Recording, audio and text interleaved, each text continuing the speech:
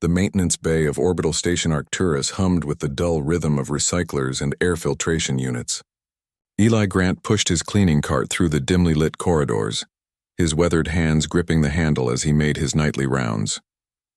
Most species aboard the station barely noticed the human janitor, just another member of the lesser races, keeping the galactic hub functional while the important beings conducted their important business.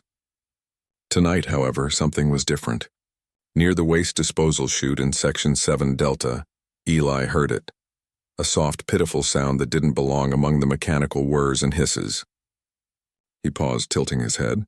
There it was again, a weak chirping, almost like a distressed bird, but deeper, more resonant. Following the sound, Eli discovered a thermal containment box shoved carelessly behind a support beam. The container was cracked, its temperature regulation failing. Inside, wrapped in what appeared to be ceremonial cloth now soaked with condensation, lay a creature no bigger than a house cat. Eli's breath caught. Even he, a simple maintenance worker, recognized a dragon hatchling when he saw one. The infant dragon's scales were dull obsidian, lacking the lustrous sheen they should have possessed. Its golden eyes, too large for its small skull, fixed on Eli with a mixture of fear and desperate hope. One wing hung at an odd angle, clearly injured. Jesus, Eli whispered, glancing around the empty corridor. Dragon hatchlings didn't just appear in waste sections. Someone had left this baby here to die. The Dracothi Dragon Clan was one of the most powerful factions in the Galactic Assembly. They were warriors, diplomats, and ancient beings whose lineages stretched back millennia. They were also, Eli knew, ruthlessly pragmatic. Weak offspring were deemed unworthy of their bloodline's continuation. This little one had been abandoned, thrown away like garbage. Eli's jaw tightened. He'd seen plenty of cruelty in his 63 years, but this struck something deep in his chest. Without overthinking it, he scooped up the hatchling, wrapping it gently in his work jacket. The creature was cold, far too cold. "You're okay now," Eli murmured, feeling the rapid flutter of a tiny heart against his palm. "I've got you." Station regulations strictly prohibited harboring unauthorized life forms, especially endangered or politically sensitive species. Eli Grant had never broken a major rule in his 30 years of service. But as he looked down at the trembling hatchling in his quarters, now wrapped in heated blankets and sipping diluted nutrient paste from a dropper, he found he didn't care much about regulations. "Gonna need a name," Eli said softly, watching the infant dragon's eyes begin to brighten as warmth returned to its small body. "How about Kelthir?" Saw that name once in an old Dracothi text. Means hope of morning or something like that. The hatchling chirped, a sound almost like agreement. Over the following weeks, Eli became an expert in improvised dragon care. He researched medical texts, bartered for specialized supplements with his meager wages, and even fashioned a splint for Kelthir's damaged wing using materials from the maintenance shop. The hatchling grew stronger, his scales gaining an iridescent shimmer that caught the light like oil on water.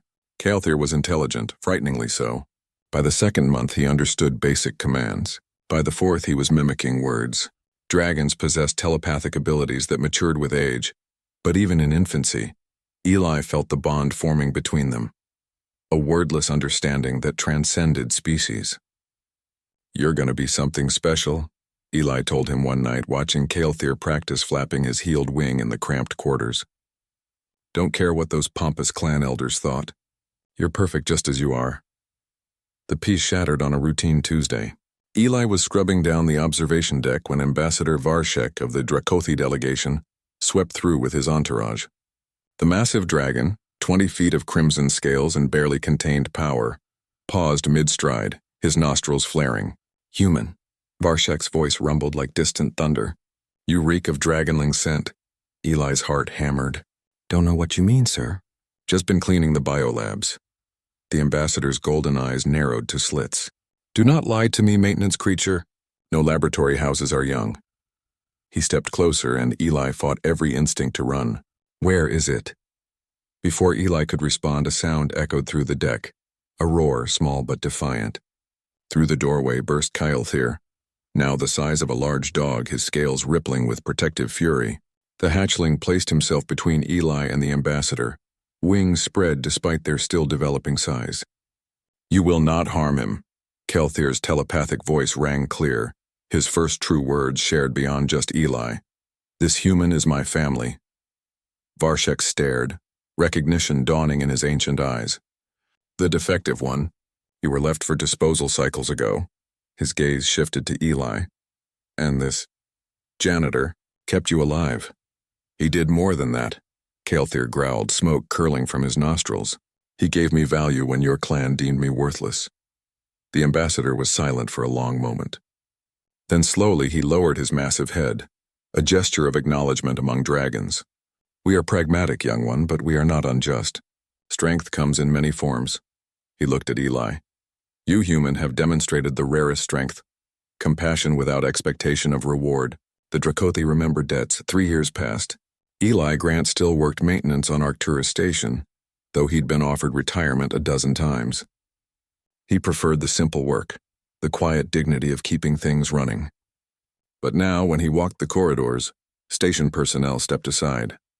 Not with contempt, but with respect, because walking beside him, massive wings occasionally brushing the ceiling, strode Kael'thir, dragon ambassador to the human sector, and the first of his kind to advocate for humanity's elevation within the Galactic Assembly.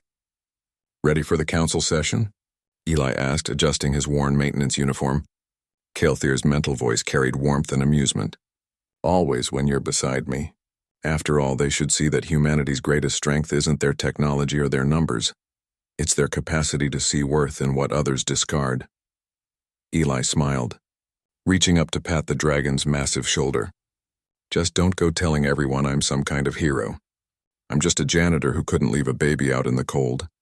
"That," Kael'thir replied, his eyes glowing with fierce pride, "is precisely what makes you extraordinary." And as they entered the assembly hall together, human and dragon, janitor and ambassador, the galaxy learned an old lesson anew. Humanity's true power had never been in their weapons or their ships. It was in their stubborn, illogical, beautiful refusal to abandon those who needed them most. Even when common sense, regulations, and an entire dragon civilization said they should.